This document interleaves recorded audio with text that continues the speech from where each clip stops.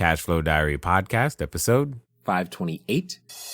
Welcome to yet another exciting episode of the Cashflow Diary podcast, the podcast that teaches you insider tips, tactics, and strategies for creating leverage streams of cash flow into your life. Learn from top-performing entrepreneurs, business owners, investors, and thought leaders from across the globe as they share their secrets to success.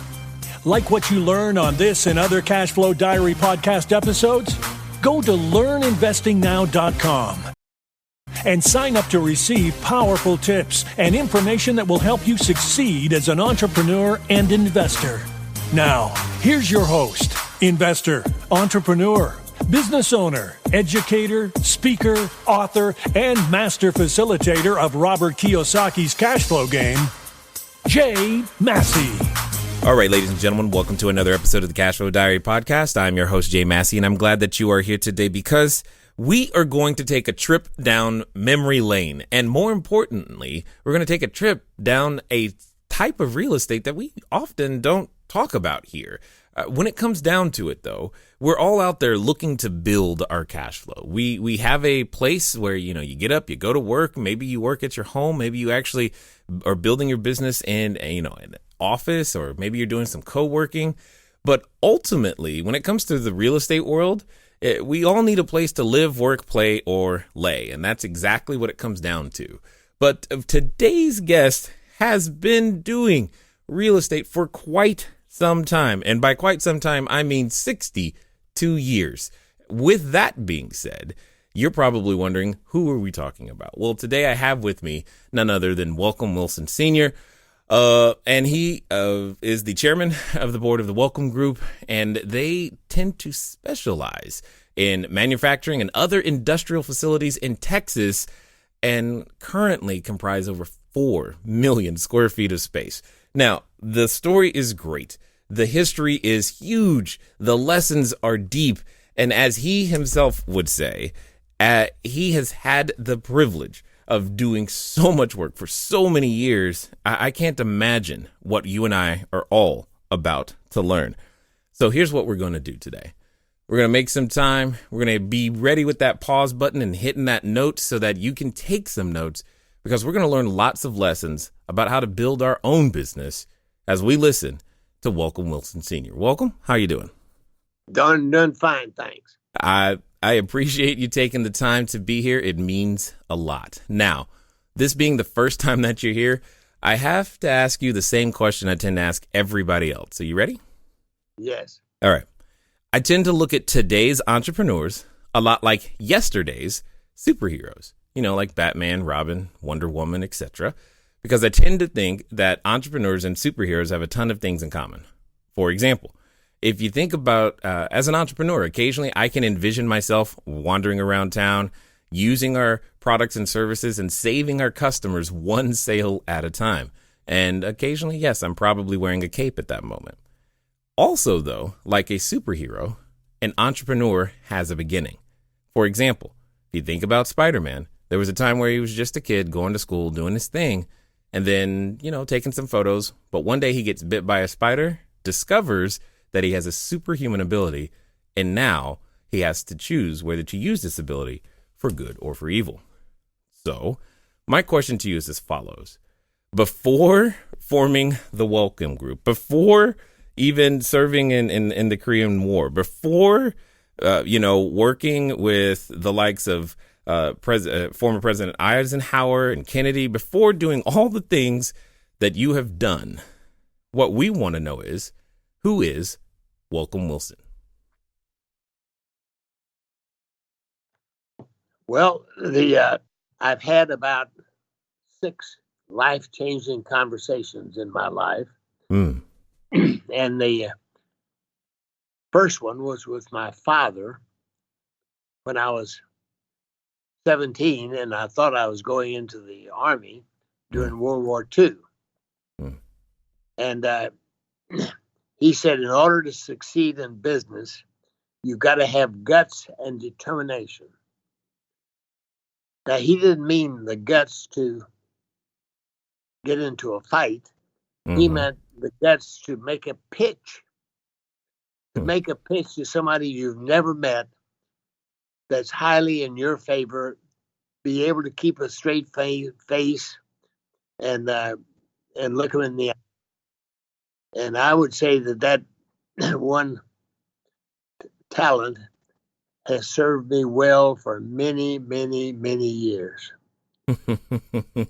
Got it. So I'm just curious, what was it like the first time you tried to make such a pitch?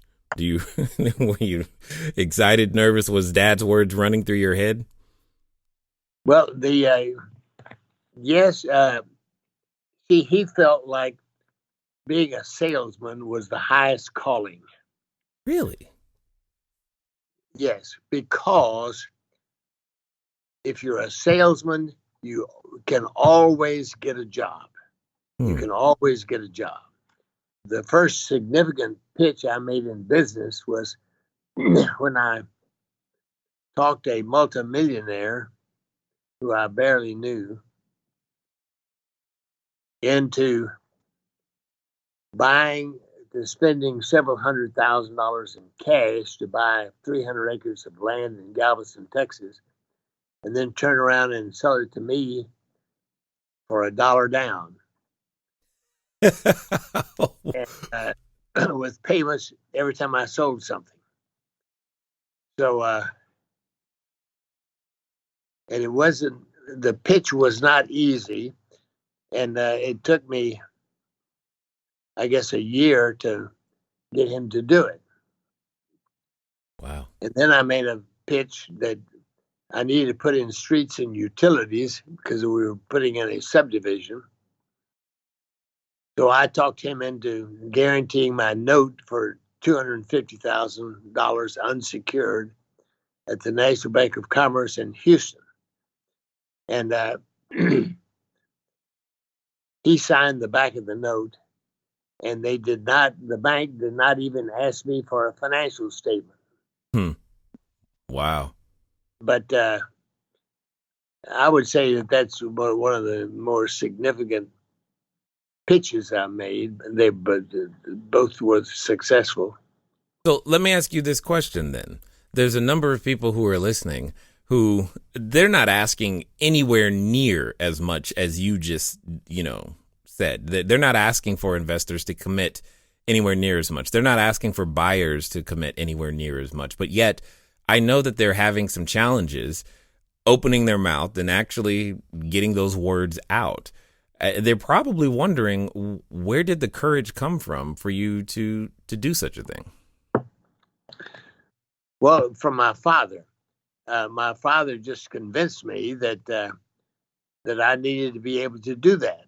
And I graduated from the Brownsville Junior College in 1944. And then take it back, 1946. And I came to the University of Houston. Mm-hmm. Well, my father believed in self-reliance. So here's what he told my brother and me when he dropped us off at a Army surplus house trailer, which was the only student housing at the time at the University of Houston, and no bathroom. And he said, "Boys, I've paid your first semester's tuition. I paid your first month's rent on this house trailer, $10. And here's $50 each. And whenever you boys need anything, just call me up on the phone. Whatever you need, call me up on the phone and I'll explain how you can get by without it." Oh, yes. We never heard from him financially the rest of our lives. And the point is, I was 18 years old. My brother was 20. I got a job at selling advertising for the student newspaper at the University of Houston. And I scrambled a lot. We didn't eat very well, but we made it. And we became self-reliant. Wow. So you, from that state, why, and I'm curious, I mean, there were lots of things that you have done, in your career and in your lifetime. Why did real estate make sense to you? At first, I was going in to the oil business. Okay. That almost makes sense coming from, Houston. But I wasn't going to look for a job. I was going to be the operator. Mm-hmm. Mm-hmm. So Bob Smith, the oil man in Houston, and he was the one who made the loan for Jamaica Beach Got it. that I mentioned. Bob Smith came to me and said, or called me in and said, look, I think the oil business is over for the independent. He said these wells cost $40,000 each to drill. Mm. And he said an independent just can't raise that kind of money. Well, he was wrong, as T. Boone Pickens proved. Mm-hmm. The master limited partnerships and all the other kinds of financing. But anyway, so he thought I ought to go in the real estate business. He was the largest landowner in Harris County, which is Houston. And he had about 30,000 acres, including some very, very valuable land. It's now called both sides of the West Belt and both sides of the West Loop in Houston. So he convinced me to go into real estate. Now, he didn't want me to be a developer. He wanted me to be an investor. But if you have no money, you can't be an investor. So I became a developer. So I'm hearing a trend of it sounds like either you're seeking out advice or people are voluntarily giving you advice and you keep following it. Is this something that has earmarked your career, you seeking out individuals and asking them their thoughts on what you should do next? Not really. I was listening to him because he had all the money. that totally understood. And also I worked for him at the time, and he was the 800-pound gorilla. Got it. So I think many would say today that you're one of those 800-pound gorillas. What would you say to that? Well, probably so. I don't feel like one. By the way, I have never met anybody who was an entrepreneur that ever thought they were rich. Really? That makes me feel better, because that is definitely not how I feel. And it's interesting that you say that, because there can be this thought process that you should feel that way at some point. No, it doesn't happen. My company is now worth $77 million. And I know because we just brought in a new partner. And that was the valuation put on my equity in my company. But an entrepreneur never thinks he's rich. And that is my experience. For example, I know 5 or 6 billionaires in Houston.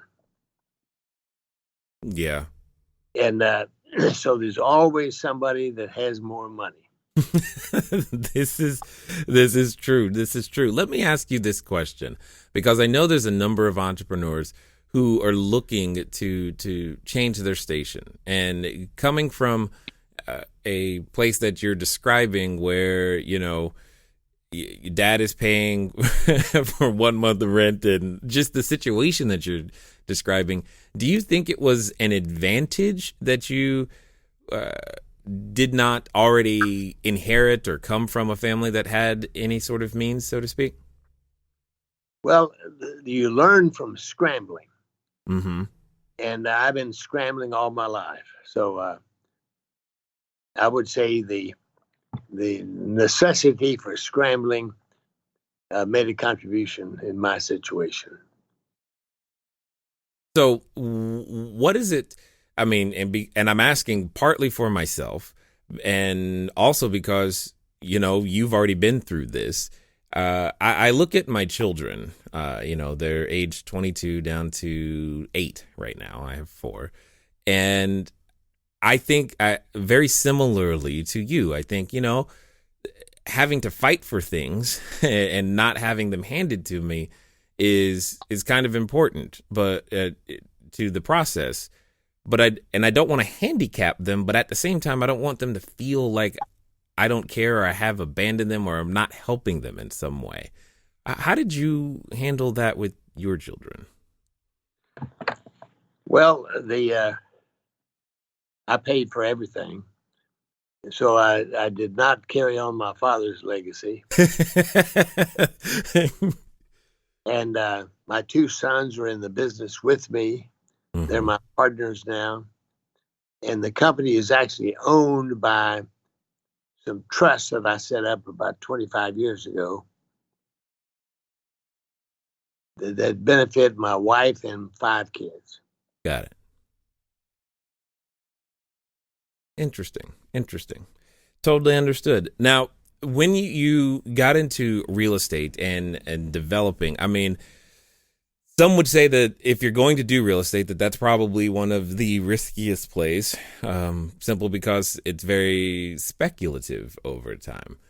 I'm curious to know, like, there's been a couple of downturns during your career. And I know that there are some investors who are facing a potential downturn or feel like a downturn is coming in some way, shape, or form.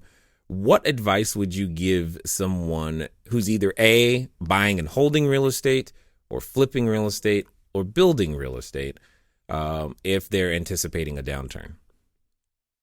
I used to be in the apartment business. Mm-hmm. I built 6 apartment projects over about 3 or 4 years, and they're still standing, and one of them is 100% occupied, and it's been that way 50 years. Wow! But I don't own it anymore. That's why we never sell anything anymore, because I have nothing to show for it. The mortgage would have been paid off twice, but it always seemed that I started construction of an apartment project in a boom and opened in a bust. Where it seems that way. So what lessons would you say you've learned in that in that situation of just either how to prepare for it, like knowing, let's pretend that that was happening right now. You were building an apartment complex and you're thinking, okay, we're going to be opening and it's going to be in the middle of a bust. What would you do knowing what you know to prepare for that? Well, first place, I would bring in some partners that had some money. And my first apartment project,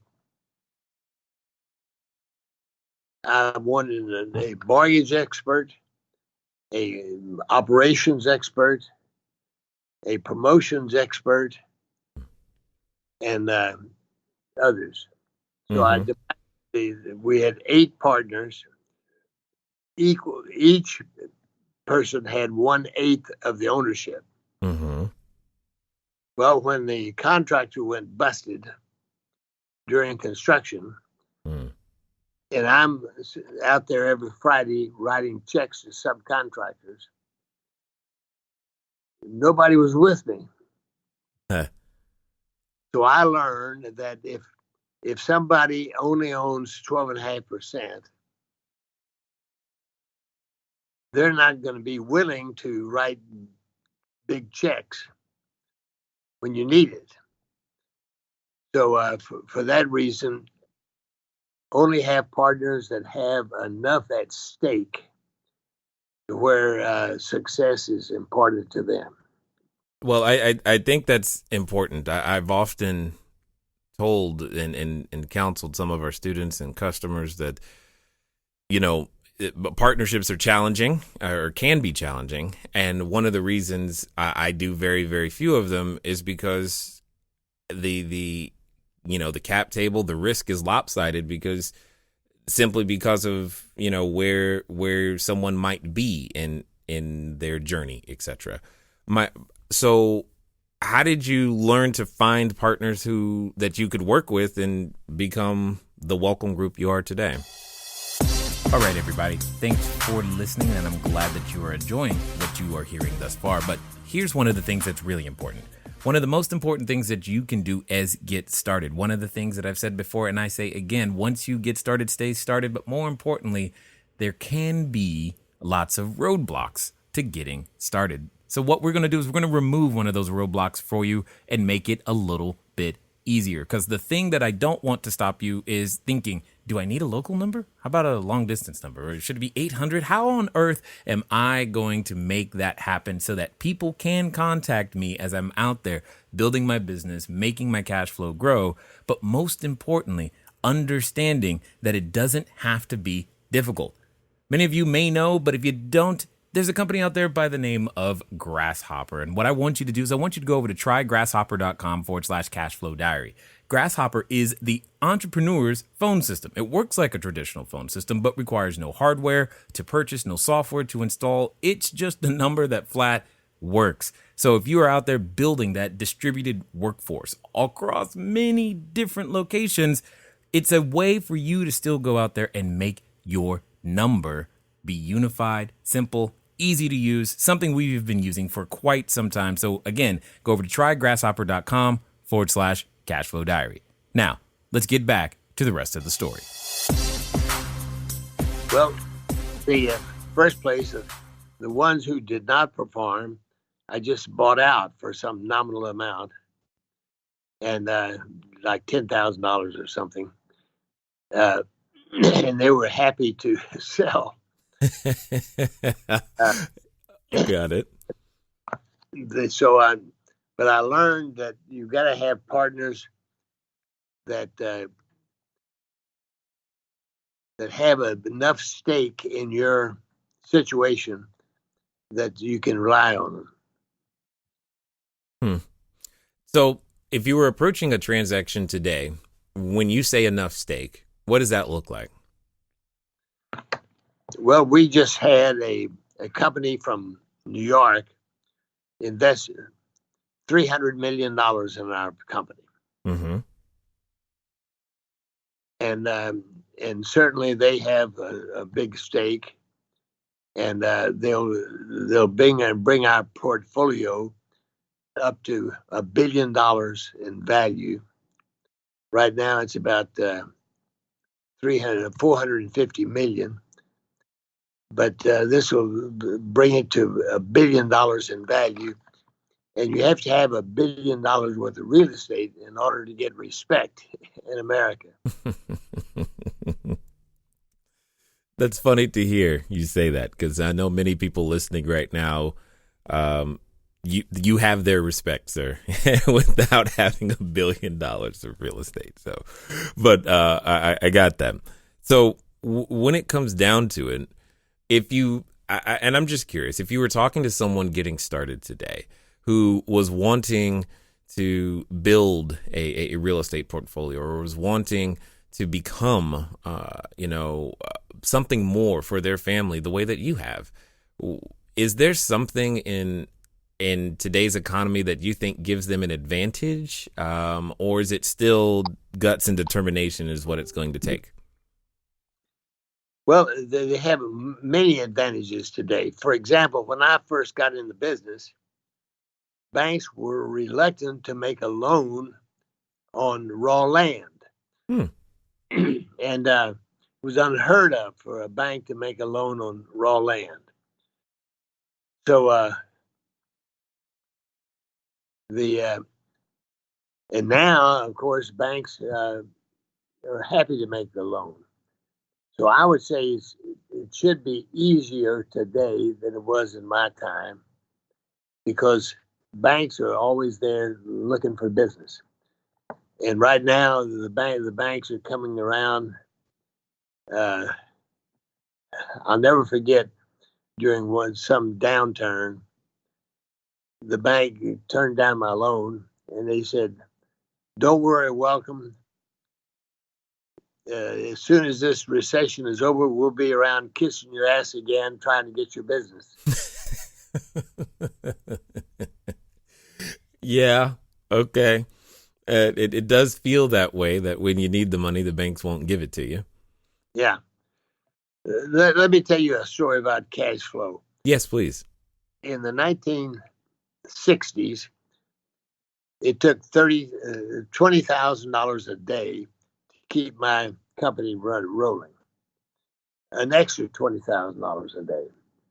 So every day I had to raise $20,000 to keep the company going. And so one day I was at the health club, the President's Health Club in downtown Houston. And I bumped into a friend of mine who was president of Brown and Root. Brown and Root is one of the biggest engineering and construction companies in America. And it's now called KBR. It's Kellogg Brown and Root. Mm-hmm. But so I was talking to the CEO, Herb Frensley was his name. And I said, "Well, Herb, how's it going?" He said, "Welcome, it's going fine. If I could just solve this cash flow problem at Brown and Root."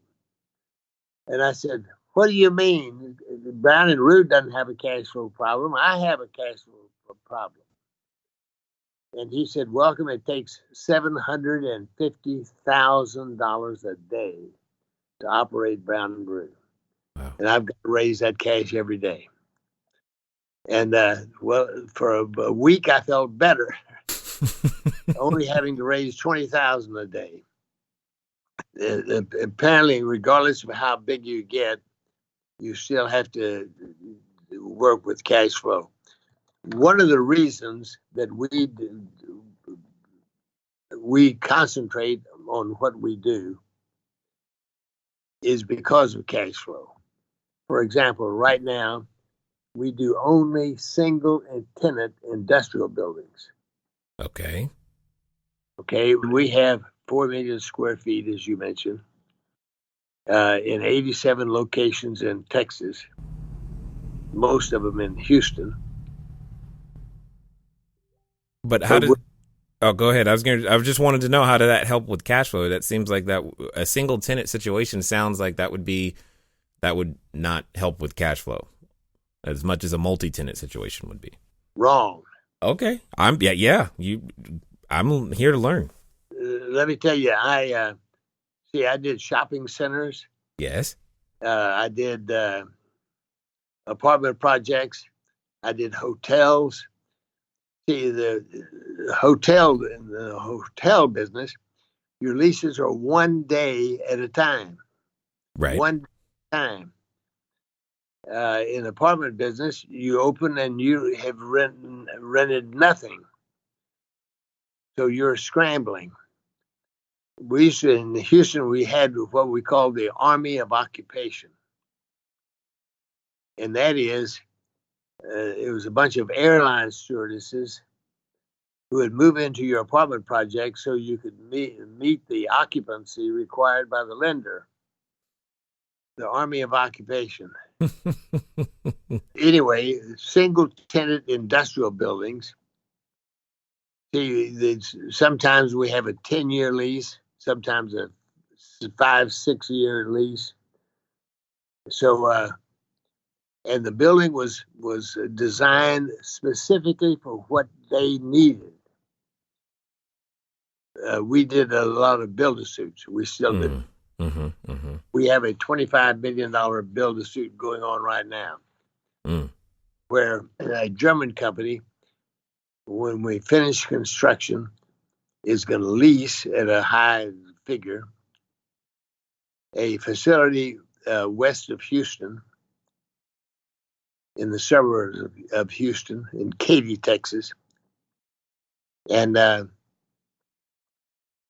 point is, their credit is good. They're successful in business, and we have them on a 12-year lease.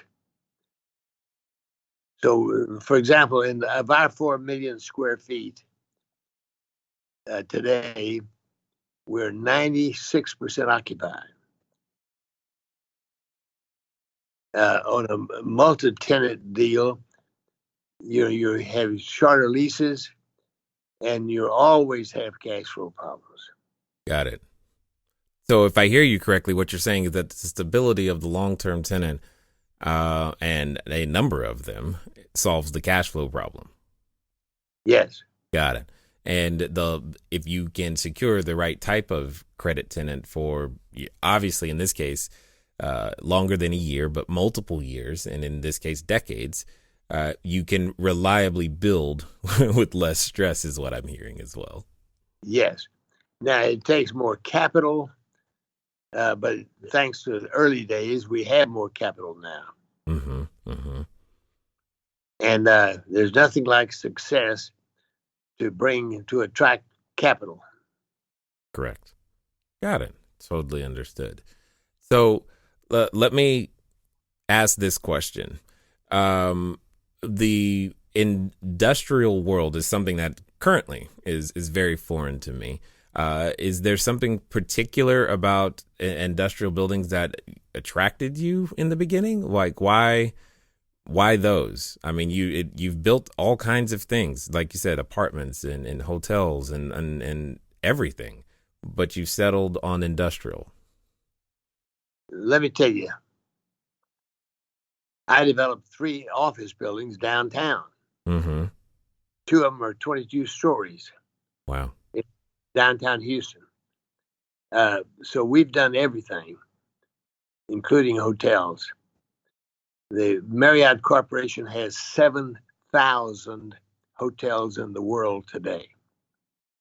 When they had 5 hotels, I developed number 6 in Houston, Texas, out by the Astrodome.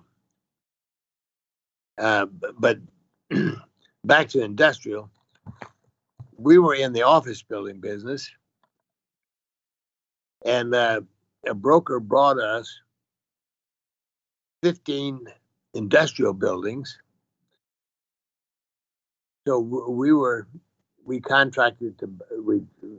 made an offer to buy the 15 buildings. And the owner said, you have to buy my construction company as well, my development company. Mm. The name of the company was GSL. Gustav S. Levy, GSL. That was the owner's name was Gustav Levy. So I said, well, what do you want for the company? He said, well, $1 million. I said, well, what assets does it have? And he said, well, it owns a Xerox machine, but it doesn't work. He said, but we have goodwill. Right. And he had 3 or 4 buildings under construction. And so I first went to and got somebody else to buy the business, which I wasn't interested in, so that we could buy the 15 buildings. Then one morning at 4 a.m., the Xerox machine at my house went off, and it was a letter from him canceling the deal. What? So I called him up the next day and went over to see him. And he said, I don't like who you're selling the company to. I want you to buy the company. So we negotiated for a day or so, and I said, here's what I'll do. Instead of paying you $1 million for the development company, I'll pay you $1.2 million. But the promissory note is going to say it's payable only out of profits of the development company. He said, I'll do that in a heartbeat. So that got us into the industrial development business. And we've been in it. That was 25 years ago. We've been in it ever since. I find that interesting considering, that it wasn't even something you were in. It sounds like you didn't even want to be in. No, and at the time we had a couple of subdivisions in Houston and other things we were working on, and over time we stopped doing everything else, and now we do only single tenant industrial building. When I say industrial, I don't mean warehouses. I mean manufacturing plants, expensive construction. Yeah. For example, our buildings have many cranes. They have extra electric power. Yeah. Sometimes the shop is air conditioned. And a warehouse costs about $45 a foot to build. Our buildings are well over $100 a foot. Wow. So, and you found it beneficial enough to actually stay in the business. What was it that kept your attention? I mean, I see that you get into the business not necessarily looking for it, but you chose to stay. There was a conscious choice there. Well, the minute we saw that the cash flow problem was solved, Got it. that's when we stopped doing everything else we were doing, because we had long-term leases. Got it. And with adequate credit on the lease, the all you do is sit back and collect checks every month. We don't change light bulbs. We don't mow the grass. Triple net leases, and all we do is pay the ad valorem taxes, which the tenant furnishes us the money to do that. Pay the insurance, and then again the tenant furnishes the money for that. The taxes and insurance, and we're responsible for structural repairs. For example, the roof and the foundation. Yeah. Totally understood. Man, you have done quite a number of things. As we wind down here, let me ask you this question. I'm curious to know, why is it important to you, to even come on shows like this? Why take the time to do it? Well, I've written a book, and it's the name of the book is called Always Welcome. 9 decades of good friends, good partners, and mostly good deals. Mostly good deals. I like that. And the book is highly recommended. It has a 5-star rating on Amazon. It's available on Amazon. Always Welcome by Welcome W. Wilson Sr. It's awesome, sir. I definitely appreciate you taking the time to tell the stories and share, because there are lessons in that we all get a chance to learn, and if you weren't willing to share them, they could be lost. But now, you've taken the time here, you've put it in the book, and everybody knows how to get over to Amazon for sure and pick up a copy. And I just want to be the first to thank you for taking the time to share your knowledge, your wisdom, and your insight here with us today at the Cashflow Diary. You bet. All right, ladies and gentlemen, you know what time it is. It's time for you to move at the speed of instruction. What does that mean? That means get over to Amazon. Get a copy of Always Welcome, because you just heard from Welcome Wilson Sr. And it's not often that we get to hear from such a seasoned individual. Ladies and gentlemen, I know that you have the guts and the determination. So now it's time to go out there and do it. It's been fun talking to you guys today. I look forward to talking to you soon. Until next time.